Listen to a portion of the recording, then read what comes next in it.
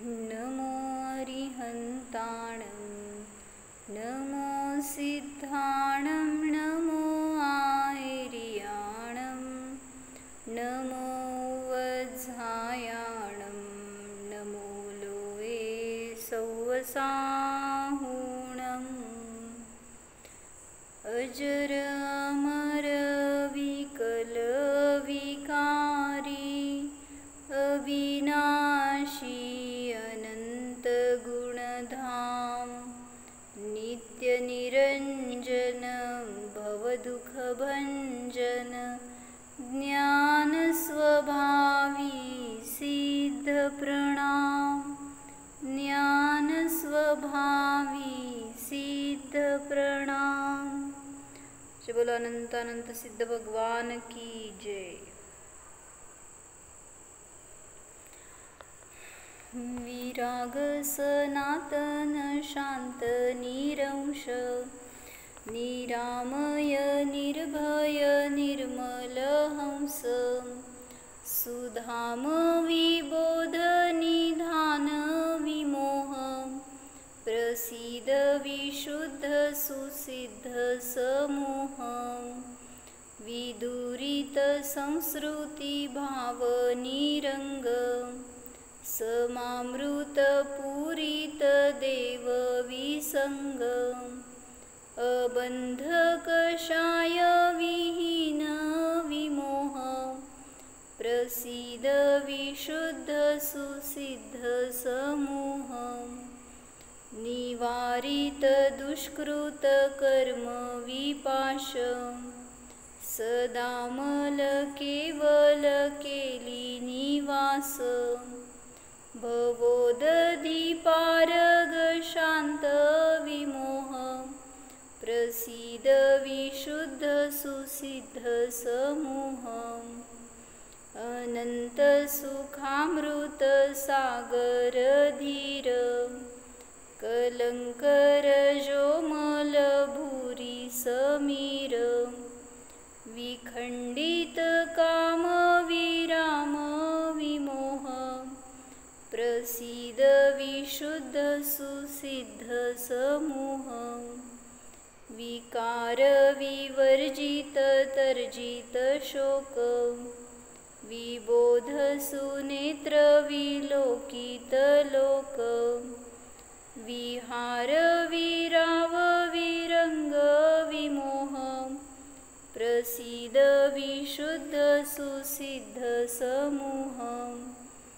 रजोमल खेद विमुक्त विगात्र निरंतर नित्य सुखामृत पात्र सुदर्शन राजित नाथ विमोह प्रसीद विशुद्ध सुसिद्ध समूह नरामर वंदित निर्मल भाव अनंत मुनीश्वर पूज्य विहाव सदोदय विश्व महेश विमोह प्रसीद विशुद्ध सुसिद्ध समूह विदंभ वितृष्ण विदोष विनिद्र परात्पर शंकर सार वितंद्र विकोप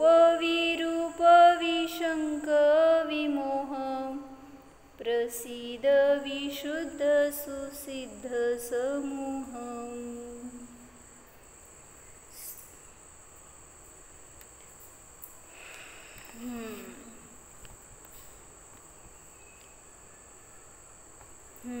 काय चाललंय? सिद्धांच्या जयमालेचा अर्थ बघतोय. त्यात काय चाललंय कडवं की कसे आहेत सिद्ध भगवान. विदंभ वितृष्ण समोर आहे की म्हणजे काय? विदंभ वितृष्ण विदोष विनिद्र. विदंभ म्हणजे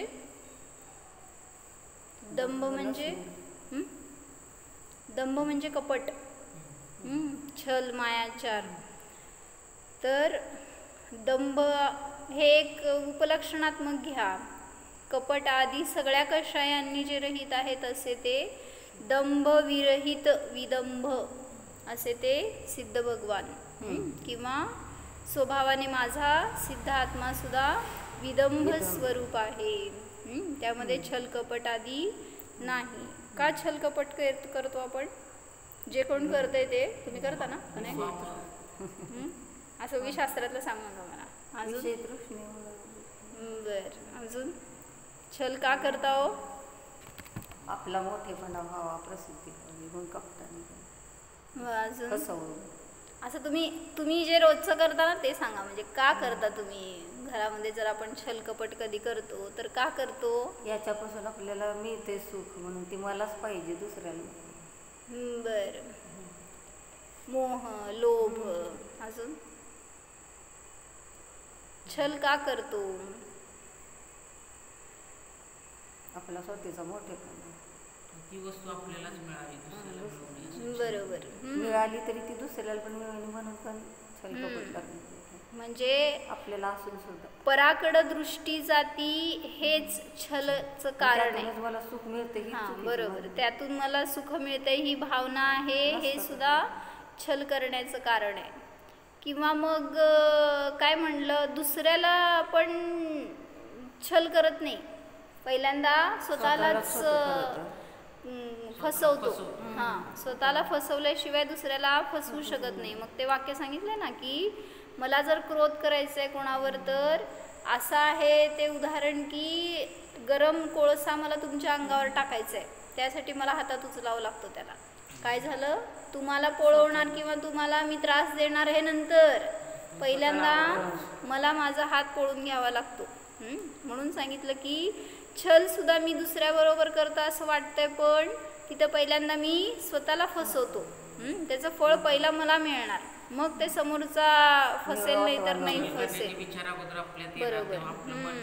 म्हणजे आपले पहिल्या ज्ञानाला आपण फसवलं, मग दुसऱ्याला फसवणार. ती फसवण्याचं प्लॅनिंग सुरू झालं ना, काय म्हणायचं, कृत कारित सौरंभ समारंभ आरंभ सगळं ते पहिल्यांदा आपल्यामध्ये होणार आहे. मग ते दुसऱ्याला आपण फसवू शकतो किंवा नाही शकत ते वेगळी गोष्ट. परत क्रोध सुद्धा करतो आपण, तेव्हा काय होतं, बरोबर आहे, त्याला आपल्यामुळे क्रोध येईल पण आपण संताप येईल पण नाही, पण आपल्या तर पहिल्यांदा मी संतप्त व्हावं लागतं, मगच मी दुसऱ्याला क्रोधी करेन किंवा दुसऱ्यावर ते कशाय व्यक्त करेन. पण नाही पण होणार, पण आपण तर त्रास आपल्याला. बरोबर.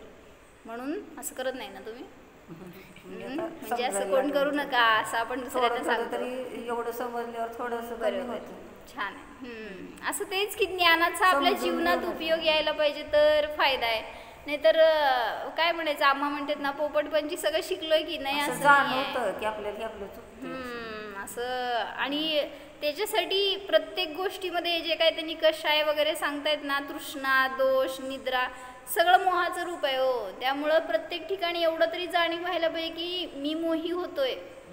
जे पण तुम्ही करा परिणाम ते मोहाचंच रूप आहे. त्यामुळं मोह आणि संसार वाढणार आहे का संपणार आहे?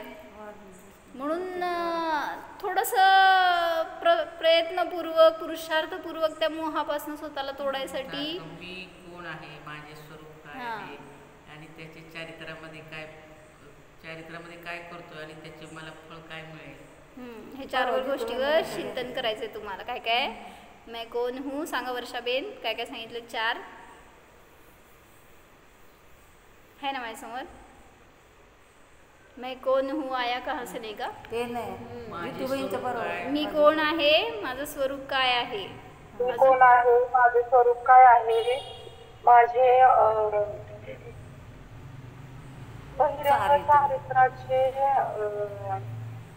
चारित्राचं काय म्हणजे माझं चारित्र्यामुळे कसं बनतंय, असं माझं चारित्र्य कसं बनतंय आणि त्याचं फळ मला काय मिळेल, त्याचं फळ मला काय मिळतं. मग काय केलं चिंतन? मी कोण आहे, मी नाही तुम्ही, तुम्ही जीव आहे. ते काय म्हणायचं, देवळात बसल्यावर देवासमोर बसल्यावर जीव आहे, बाहेर आल्यावर निर्जीव. पुढं दुसरं काय म्हटलं प्रश्न? माझं स्वरूप काय आहे. मी कोण आहे, माझं स्वरूप काय आहे. काय आहे माझं स्वरूप? ज्ञान दर्शन आनंद हे स्वरूप आहे, वाटतंय का? म्हणजे दिवसभरामध्ये असं कधी प्रामाणिकपणे सांगा, कधी आठवतंय मी ज्ञान स्वरूप आहे, ज्ञान हे माझं स्वरूप आहे, असं कधी आठवतंय आपल्याला? शास्त्रासमोर बसल्यावर नका म्हणून सांगू, ध्यानाला बसल्यावर नका सांगू, दिवसभरामध्ये प्रॅक्टिकली कधी विचार येतो असा, ज्ञान हे माझं स्वरूप आहे, मी कुठं ज्ञानापासून भिन्न आहे, ज्ञानाशिवाय माझं काय अस्तित्वच नाही आहे, असं कुठं कधी भावभासन होतंय? त्या दिवशी नियमच दिले होते तिथे दिवसभर तुम्हाला नियमच आता म्हणून. होय, छान आहे, सगळ्यांना नियम आहे म्हणे असं चिंतन करायचं. करा, चांगली दिशा मिळते तर तेवढं ज्ञानाला द्यायचं. आणि ती तत्वार्थ सत्राचं 4 महिन्याचं नियम दिला की दररोज एक अध्याय म्हणायचं. बरोबर, चालतंय, खरंच फायदा होतो. विदंभ म्हणजे काय सांगितलं? छलकपट रहित. दंभ म्हणजे छलकपट. मग आत्मा कसा आहे? सिद्ध आत्मा. माझा आत्मा सिद्ध स्वरूप आहे, तर तो छलकपट रहित आहे. दुसरं विशेषण दिलं की वितृष्ण. म्हणजे मला म्हणायचं आहे ना, आजपर्यंत भवाभवामध्ये आपण हेच केलंय, छलकपटच केलंय का नाही केलं? कसं म्हणजे ढोबळ स्थूल सांगू नका, बाहेरचं कोणातरी फसवलं, कोणाचे धन लुबाडलं, हे गोष्ट नाही, ती तर स्थूल झालं. छल स्वतःशी काय करतो ते, म्हणजे आजपर्यंत छलच केलंय ना, म्हणून तर इथपर्यंत आहे, अजून संसारात भरकटतोय, अजून दुःख भोगतोय.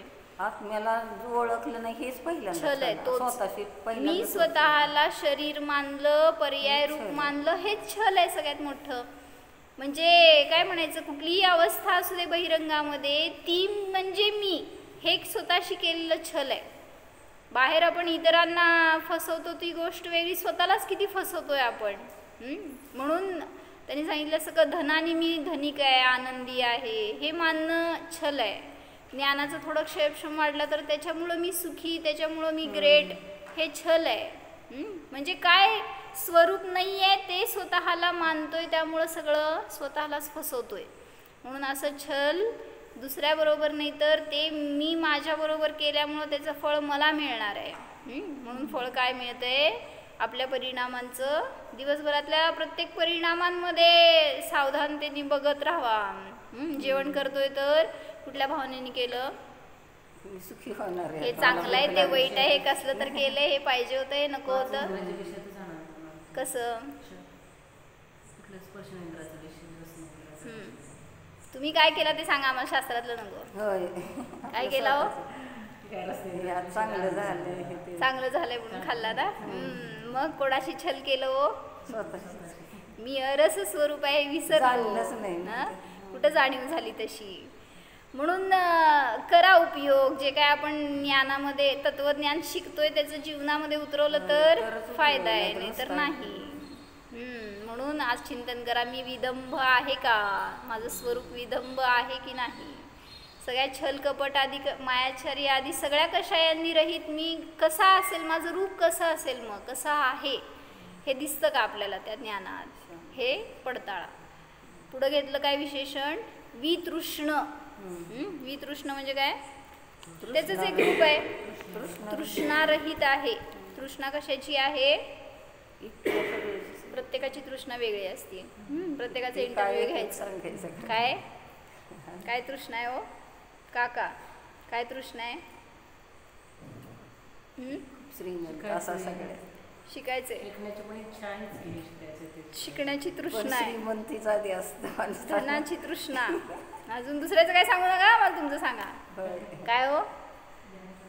ध्यान करण्याची तृष्णा. आता काय तुम्ही दरबार पण मोह करायला लागल्यावर कसं व्हायचं? कुठं कोण तारायचं मग आपल्याला? मी आत्ताच वाचले काय तर ते त्यांनी घेतलं की पर कोणाला म्हणायचं पुढे येणार आहे. पर म्हणजे कोणाला म्हणायचं ना, सगळ्या गोष्टी परमध्ये घातल्या आपण. हे तर सामान्य झालं की मायापेक्षा भिन्न जीव आहे ते पर आहे वगैरे, ते भगवान ज्यांना मी विषय करून जाणतोय ते पर आहेत, हे सगळं स्थूल झालं. त्या पुढं जाऊन त्यांनी मी चिंतन करतोय ना, मी शुद्ध आहे, मी जीव आहे, हे विचार सुद्धा पर झाले. म्हणजे सगळे उडवून लावलेत असे. कोण आपलं नाही आहे त्याच्यामध्ये. कशासाठी सांगत होते? तृष्णेचं याच्यात आले मी. हा, तृष्णा कशाची आहे? तुम्हाला तृष्णा कशाची आहे? हा, ध्यानाची तृष्णा म्हणताय ना, मग ते शब्द सुद्धा पर आहेत, त्याची सुद्धा आपण तृष्णा करणं योग्य नाही. त्यामुळं धर्म पण आपण म्हणतो ना रक्षण करणारा धर्म आहे वगैरे, बाहेर धर्म वस्तू कुठली नाही आहे, आपले परिणाम आहेत तेच आपला स्वभाव आहे तोच धर्म आहे. त्यामुळे त्या स्वभावाला धरा तर कोणाचं बाहेर अपेक्षा नाही राहणार किंवा कोण परस नाही राहणार तिथं जेव्हा मी स्वतःला धरतो. म्हणून सांगतात की वितृष्ण म्हणजे काय, तृष्णारहित असे ते भगवान. मग त्यांनी एक उदाहरण दिलं तिथं की भगवान बोलतात ना, काय बोलतात तो गप्पा मारतात नाही, उपदेश देतात ना. कोणाला उपदेश पण असं म्हणायचं ऍक्च्युली आम्ही आज सकाळी घेतलं शब्दविषयी. शब्द आहेत ना ते, तर ते शब्द कसे आहेत म्हणले अनक्षरात्मक आहेत.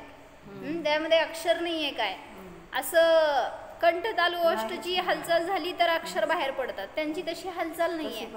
असं म्हणतात ना सर्वांगातून बाहेर पडते. पडा बघू अशी वाणी तुमची एखादी, आपलं एक कंप होईल समजा, दुसरं काय आवाज आपल्या याच्यातनं तशी स्पेशालिटी आपल्यात नाहीये, पण त्याला काय असं आवाज स्पेसिफिक शब्द नाहीये. तो तुम्ही म्हणताय ओंकार ध्वनी आहे म्हणून, पण ते ओम कोण ऐकलं, कसले असते ओम ते, आणि असं कसं निघतं सर्वांगातनं, ओम कसं निघतो. मग असं आमच्या बरोबर लोकांनी वाद घातला होता काल परवाच्या ह्याच्यात. म्हणले आपण जे ऐकतो ना त्या रूप असते ती वाणी. जसं की मग मी त्यात उदाहरण दिलं होतं की छोटं बाळ आहे ते तुम्हाला म म म केलं, तुम्हाला काय ऐकवलं, मम्मी. म म्हणजे एक मम्मा म्हणते, एक मम्मी म्हणते. तुम्हाला ऐकू का आलं वेगळं वेगळं, ते एकच शब्द बोललं होतं कधी आपण तशी भाव केलं. म्हणजे मी ज्या रूपाने ऐकतो ना त्या रूपाने ते शब्द मला ग्रहण होतात. तसंच विचारलं की घरातले जे प्राणी वगैरे असतात किंवा काय म्हशी वगैरे म्हणा, असं त्यांची पण भाषा आहे. अक्षरात्मक आहे का अनक्षरात्मक आहे? अक्षरात्मक आहे. अक्षरात्मक आहे. जे संज्ञी पंचेंद्रिय बोलतायत ना त्यांची अक्षरात्मक आहे. हे सगळे किडामुंगी त्यांची अनक्षरात्मक म्हणायची. तर त्यांची भाषा कसली असते हो, म्हणजे काय बोलतात ते कधी ऐकलंय का? असं ते आता हम्मा त्यांना भूक लागलेली असते हम्मा. मग ते त्यांचे जे आवाज आहेत ना ते सुद्धा वेगवेगळे शब्द आहेत ऍक्च्युली.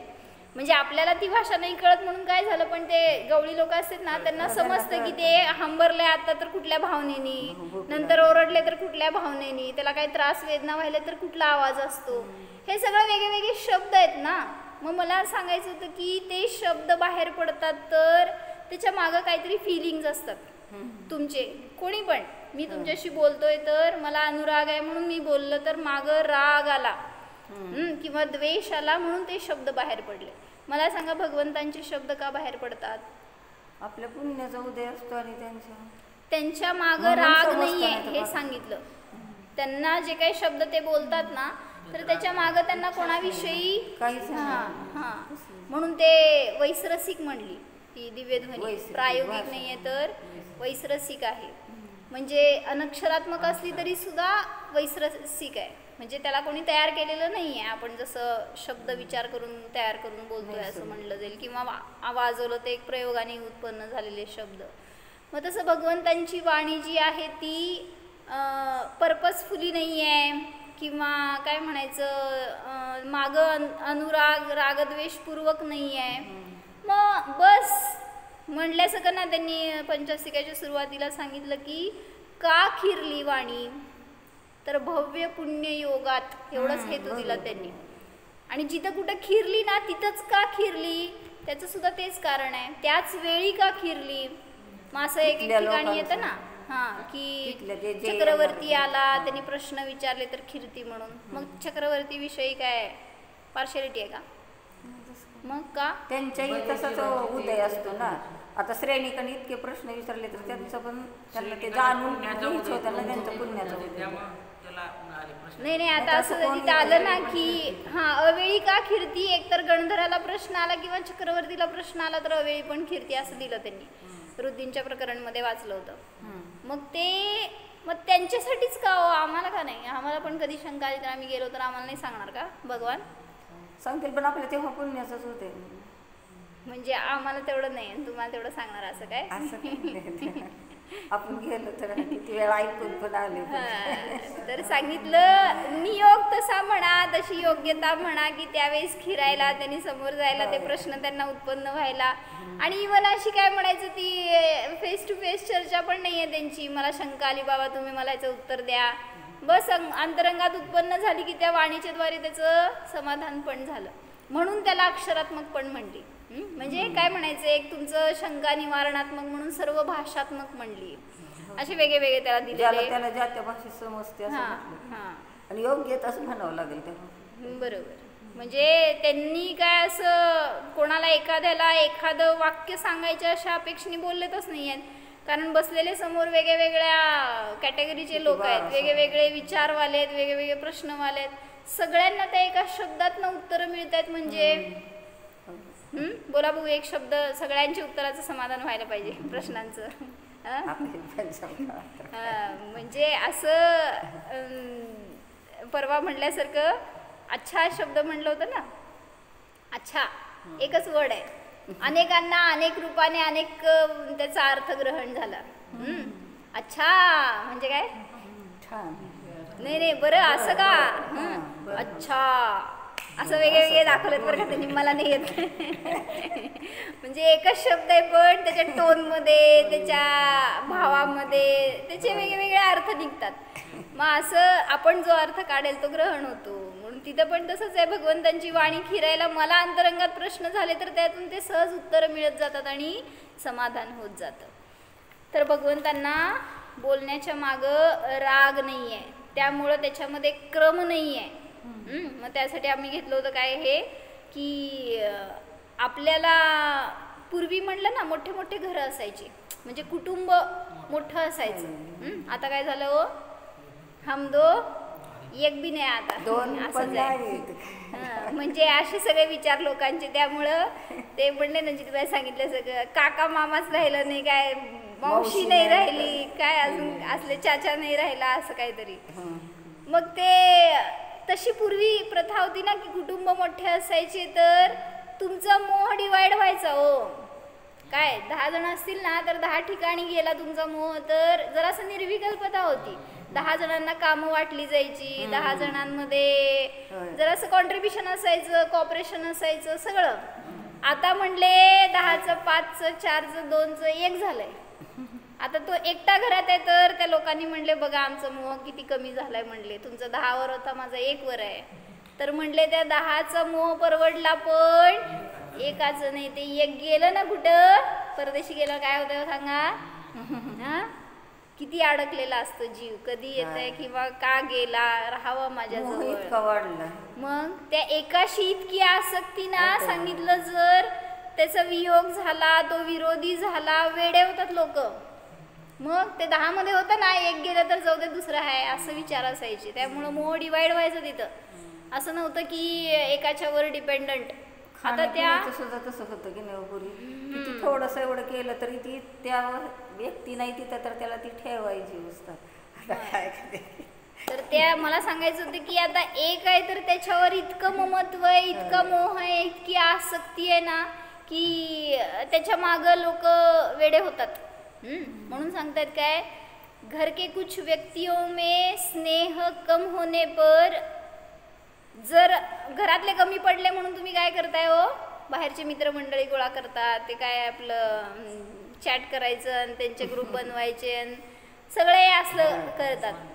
म्हणजे आपण काय करतोय, मोहाचं कारण साधन कमी झालेत म्हटलं तर वाढवायचा प्रयत्न करतोय. तिथं पूर्वी लोक धर्मासाठी वेळ काढायचं म्हणल्यावर त्या घरातनं सुद्धा बाहेर व्हायचे. घराला सुद्धा काय म्हणायचं, घराकडं पण त्यांचं लक्ष नसायचं एवढं. आणि आता त्या एकाकडे इतकं लक्ष असतं की आपलं सगळं राहिलं बाजूला, पहिला त्या एकाविषयी. म्हणजे कुठं गेला, काय झालं, आम्हा म्हणते तसं.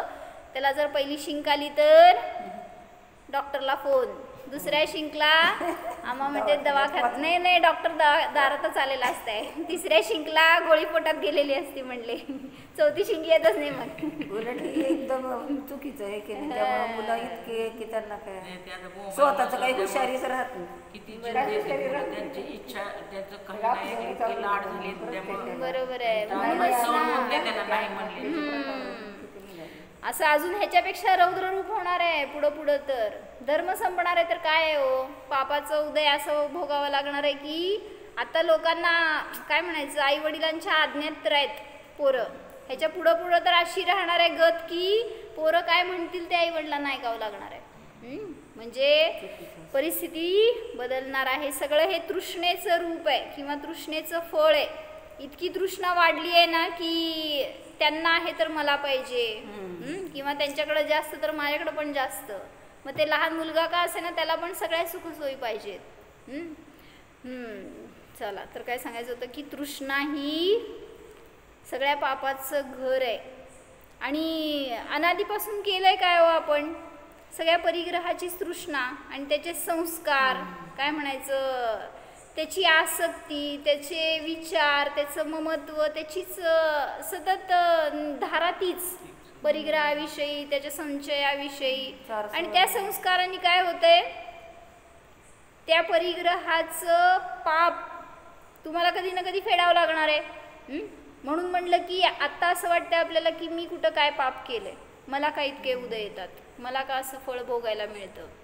मग मी एक उदाहरण सांगितलं की एक जण माताजींकडे आले होते प्रतिक्रमणाला म्हणून. तर त्यांनी सांगितलं त्यांच्या घरात 3 महिन्याचं बाळ होतं आणि ते काहीतरी आजारी पडलं म्हणल्यावर त्याला ॲडमिट केले होते. आणि त्याला कोरोनाच्या पिरियडमध्ये, आणि त्याला ॲडमिट केल्यावर सांगितलं की त्याला रेस्पिरेशनला प्रॉब्लेम व्हायला, श्वास घ्यायला करायला वगैरे म्हणून. मग ऑक्सिजन लावलं होतं. तर तो जेवढे दिवस ट्रीटमेंटमध्ये होता ना दवाखान्यात, तेवढ्या दिवसमध्ये, किती दिवसाचं, फक्त 3 महिन्याचं बाळ, त्याच्यामध्ये त्याला हार्ट अटॅक येऊन गेला, त्याच्यामध्ये त्याला पॅरालिसिसचा अटॅक येऊन गेला, नंतर श्वास घ्यायला तकलीफ व्हायली म्हटल्यावर त्याला व्हेंटिलेशन लावलं. आणि मग त्याच्यामधनं काय राहणार आहे. म्हणजे विचार करा की असं वाटलं 3 महिन्याचं बाळ केवढंसं हृदय असेल, केवढे ते लंग्स असणार त्याचे, त्याला ते व्हेंटिलेशन लावायचं, काय ते किती हालत खराब असेल. ना आपल्याला तोंडाने बोलता येत आहे, ना कोणाला काय आपले दुःख सांगता येत आहे, वेदना होत आहे सांगता येत आहे, सगळं निमूटपणे. कशाचं फळ आहे हो हे. मग ते राहिलं नाही बाळ, नंतर राहिलं नाही, तरी नाही राहिलं, कसं राहणार आहे, काय राहिलं ना त्याच्यामध्ये, इतके कॉम्प्लिकेशन्स होते शरीरामध्ये. मग कशाचं फळ आहे हे सांगायचं होतं मला. आपल्याला वाटते ना की मी काय पाप केलंय, मला काय एवढं उदय येते. मला सांगा त्या बाळाने काय पाप केलं होतं, अजून जीवनात जगात येऊन किती वेळ झालं होतं त्याला, पाप काय केलं होतं त्यांनी, त्याला का असे उदय आले. म्हणजे तुम्हाला आत्ताचीच आत्ता उदय येतात असं नाही आहे. भवाभवातले परिणाम, हे संस्कारच चुकतात हेच सांगायचं आहे. आपण केलेले अनादीपासूनचे संस्कार आहेत ना, ते चुकीचे आहेत. आणि त्या संस्कारांचं फळ कधी कुठल्या भवात कुठल्या रूपात येईल सांगता येत नाही. मग शरीरामध्ये आम्हा सांगतात ना नेहमी, कुठली तरी अचानक गाठ झाली, रोग झाला, काहीतरी तकलीफ सुरू झाली, हे सगळे दिसतात उदय. म्हणून म्हणलं की एवढ्या लहान बाळाला सुद्धा असे उदय येत आहेत, म्हणजे आपल्याला का नाही येणार. ती गोष्ट सांगतात नाहीत ना, 2 मित्र होते आणि ते भागीदारीच करत होते. मग त्यानं स्वतःसाठी त्याचा खून केला आणि परत तोच त्याच्या पोटी जन्माला. त्याने एवढी सगळी इस्टेट मिळवली असती, पण त्या मुलाला परत 20 वर्षात झालं कॅन्सर होतो. पण त्याचा सगळा पैसा त्या मुलात म्हणजे खर्चात जातो, पण तो मुलगा वाचत नाही. बरोबर. म्हणजे आपण शेवटी जे परिग्रहाचे संस्कार करतोय ना, तेच पाप आहे सगळ्यात मोठं. आणि मग त्या पापाचं उदय कुठल्या ना कुठल्या रूपाने आपल्याला भोगावा लागतो. म्हणून सतत जेवढं आपण स्वतःला निस्संग जाणू शकतो ना, तेवढं त्या परिग्रहापासून अलिप्त राहावा. आणि तसे संस्कार करा, जेणेकरून की आपल्याला पुढच्या भवामध्ये हे संस्कार न येत. सतत काय करा, निर्ग्रंथ आहे, निष्परिग्रह आहे, ह्याचे संस्कार करा, जेणेकरून असलेल्या परिग्रहात आपण संतुष्ट राहू शकतो. किती आणतो, गळ्यातले, कानातले, नाकातले, काय मंगळसूत्र, आता दुकानच आहे, काय म्हणायचं नाही. नवीन आलं की आपलंच. म्हणजे असं वाटतंय का दुकानात गेलं हे छान आहे, घेऊ आपण, वाटतंय म्हणते. काय आपल्या मग आपण संस्कार काय केलं म्हणून जायचं नाही तसल्या ठिकाणी. आपण आपल्यासाठी अशा झापड्या घालूनच बसायचं. जसं ते साडीच्या दुकानात गेल्यावर काय करता हो, दुसऱ्याबरोबर गेलो तरी आपल्याला आपल्याला घ्यायचं नसते, पण घेऊनच येतो बरोबर, भलेही पिशवीत नसेल पण विचारात घेऊनच येतो. होय. काय मला ती घ्यायची आहे किंवा ती छान होती. नुसतं करायचं. किती किती तृष्णेचे वेगळे रूप आहेत आणि कसं त्याच्या सहज आहारी जातो आपण हे पण कळत नाही. म्हणून सांगितलं की सावधान असं म्हणत जावं स्वतःला. काय हे जीवा विभावामध्ये जाऊ नकोस. जे काही येत आहेत ना सगळे हे विचार तुला सगळे विभाव आहेत, तुला फसवणारे आहेत, असं स्वतःला सावध करत जावा. पुढं सांगितलंय विशेषण विदंभ वितृष्ण विदोष विनिद्र. विदोष म्हणजे निर्दोष ऐकलाय शब्द विदोष. दोष रहित. हा तेच की दोष विरहित तो विदोष. तर भगवान कसे आहेत? दोष विरहित आहेत. स्वभाव का स्वलक्ष्य ही निर्दोष है, तो स्वभाव से देखे तो विदोष ही है हम सबकी आत्माएं. स्वभावाने सिद्धच नाही तर माझा आत्मा सुद्धा विदोष आहे, सर्व दोषांनी रहित आहे. किती दोष आहे तो? 18 दोष. भगवान आमच्या 18 दोषांनी रहित. तुमचे किती दोष आहे तो? हे काय आहे? भगवंतांचे 18 आहेत म्हणे, तुमचे किती आहेत? माहित नाही. रहित आहे. दोषातच जन्मलोय, दोषातच जगतोय, दोषातच मरतोय, दोषच घेऊन पुढे जातोय, दोषच चाललेत. मग समजून पण दोष करतोय, हा मोठा दोष झाला. अज्ञानात करणं पण दोष आहे, ज्ञान झाल्यावर करणं महादोष आहे. म्हणून सांगितलं की आपला आत्मा कसा आहे? स्वभावाने विदोषच आहे, ह्याचा अनुभव करा. वह तो एक स्वच्छ न्यायक वस्तू है, इसकी प्रसन्नता में हित है. भगवान के औपाधिक शरीर आदि नहीं होते. कसलं असतं शरीर त्यांचं? दोषरहित असतं. त्यालाच तुम्ही म्हणता परम औदारिक असतं. म्हणजेच त्यातून सगळे दोष निघून गेले. कुठले दोष सांगा? 18 दोष कुठले? 18च्या 18 सांगायचे बरं का.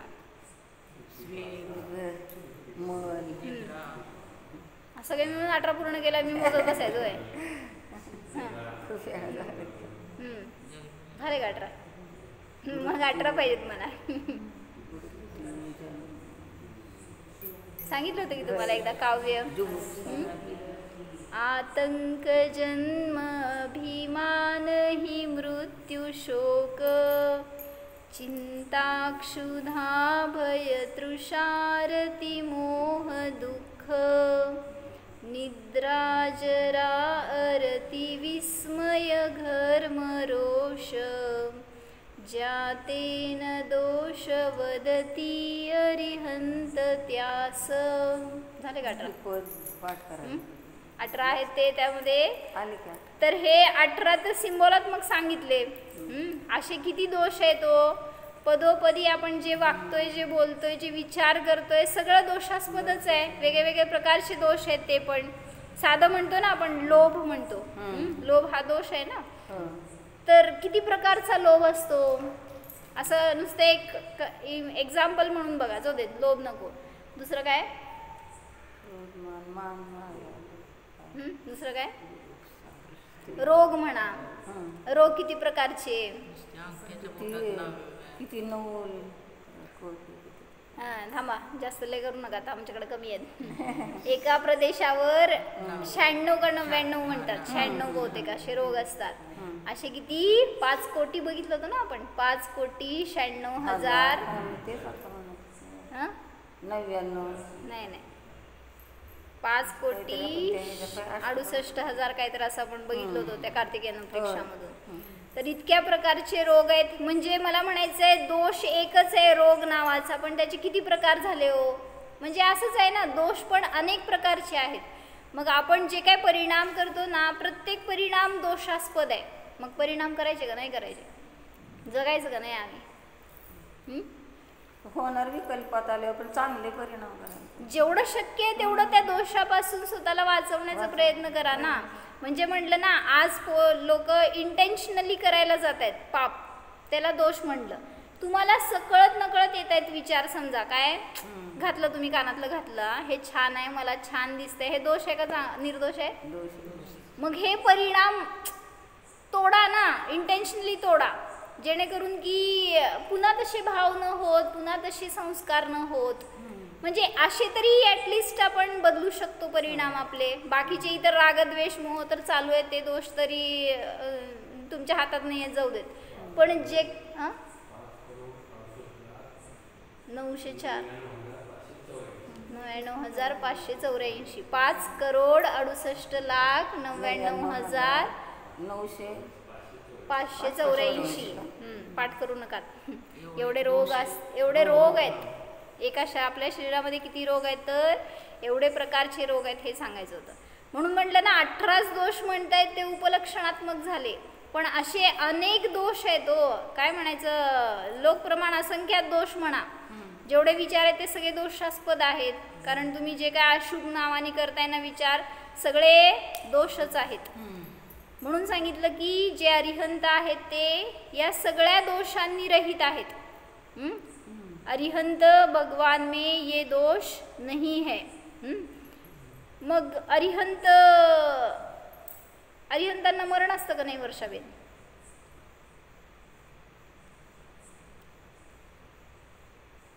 हो म्हणताय का नाही म्हणताय?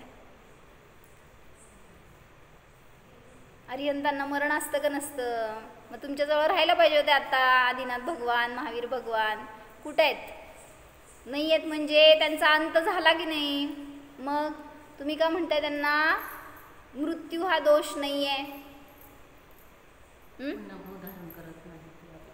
तर त्यांच्या अंताला निर्वाण म्हणलं जातं, ते मरण नाही आहे, कारण ते इरिव्हर्सिबल आहे.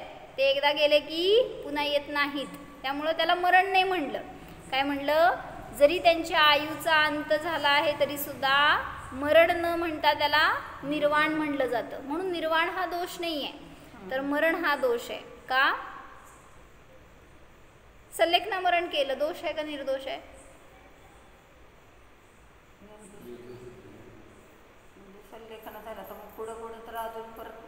पुढं पुढं नाही, आता विचारलं. दोष आहे का निर्दोष आहे? कसलाही मरण असू दे, मरण हा दोष आहे.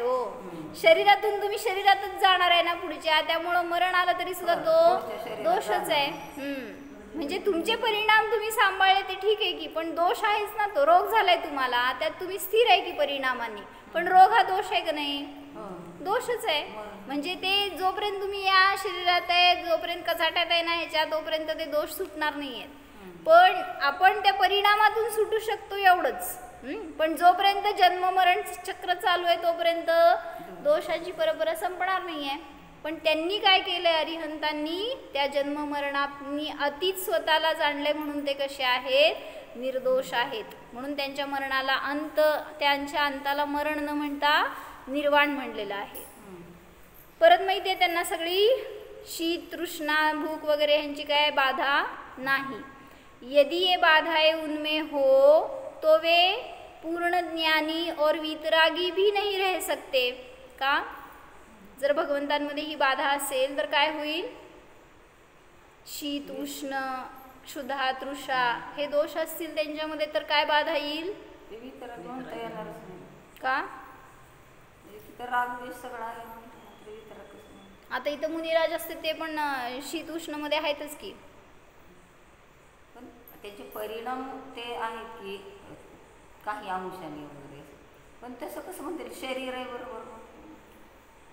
काय म्हणायचं, रागद्वेष मागच्या ह्यानी तरी कर्माचा उदय असतो, तेवढे पुरते तरी क्षणभर कधीतरी शुभ परिणाम तरी होते. कोणाला? आता तुम्ही मुनींचा मुनींना, मला वाटलं आर्यंतांकडे गेलात. तर त्यांना ही बाधा नाही आहे कुठली, क्षुधा, तृषा किंवा शीत, उष्ण वगैरे. ही बाधा कधी होणार आहे? शरीरामध्ये उपयोग असतो तेव्हा होणार आहे. पण आता त्यांचा उपयोग शरीरातून त्यांनी काय म्हणायचं अनटच्ड आहेत, आता ते त्या शरीराला स्पर्शच नाही आहे ज्ञानातून. त्यामुळे त्याला काय होतंय हे त्याच्याकडं. आता उदाहरण हेच सांगतो ना की आपण काय म्हणायचं, ते स्वातंत्र्य सैनिक होते तर त्यांनी केलं नाही का हो, सगळ्या परिशहावर जय करत होते.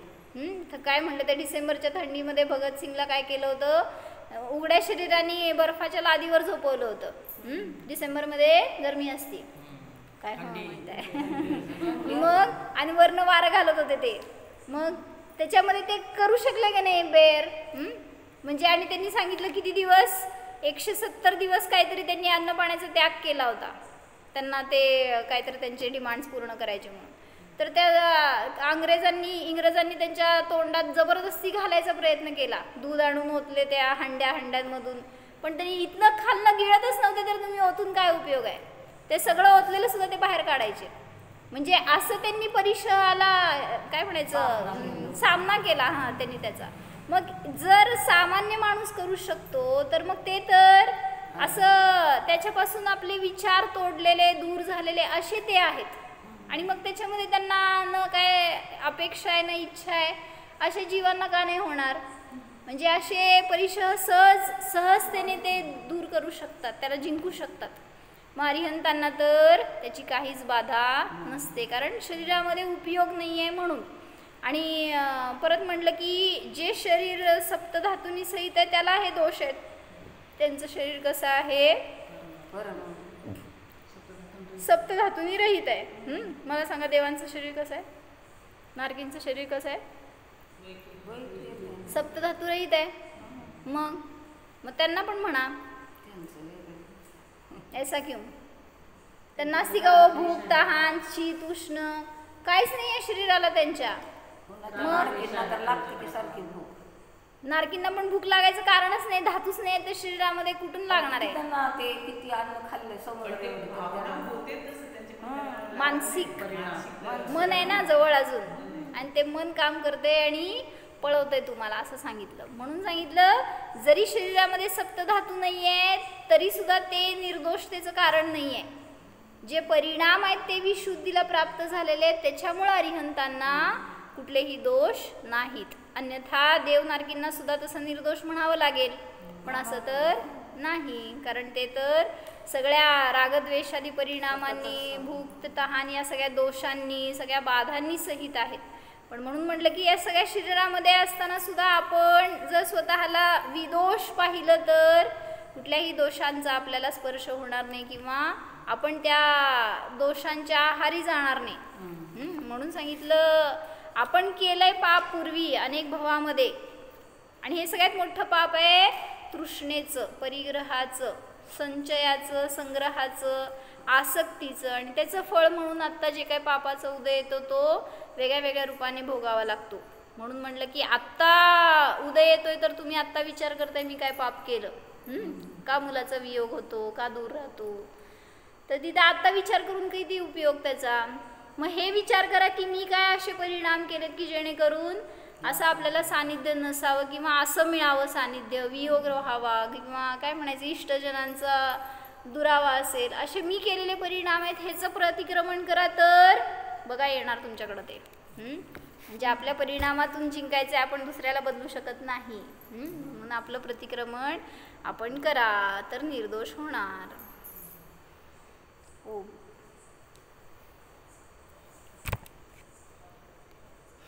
जाणं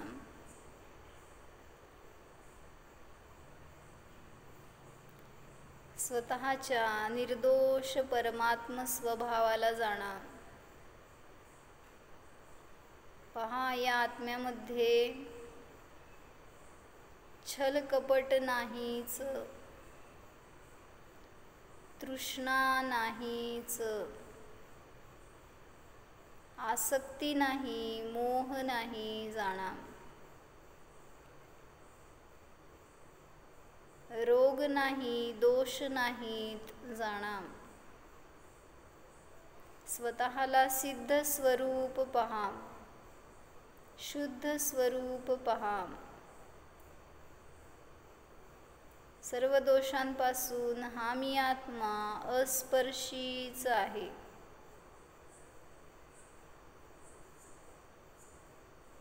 सर्व दोषांना मात्र जाणणाराच आहे.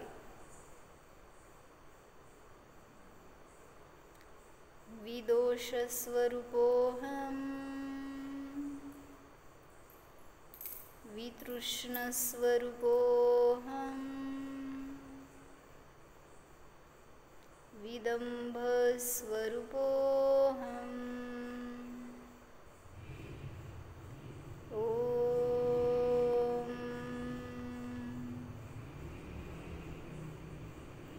विसर्जन.